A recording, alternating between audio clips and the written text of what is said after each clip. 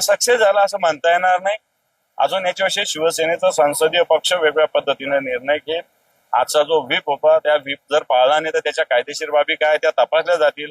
तर आपल्याला असं ऑपरेशन सक्सेस झालं असं म्हणणार नाही. असं ऑपरेशन होण्याची शक्यता मला तरी वाटत नाही. खासदार नंतर आता आमदारांचं सुद्धा ऑपरेशन असं काही होणार नाही.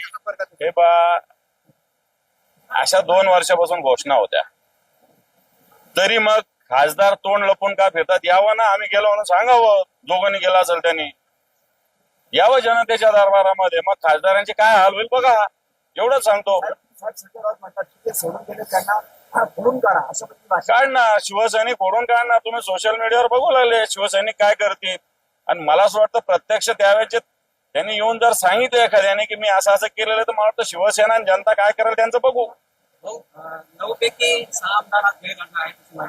ठीक आहे, आता ते झालं ना, ते आता सगळं दिल्लीला झालं. बजन मी सांगितलं ना, संसदीय पक्ष योग्य ते पावलं उचलेले का.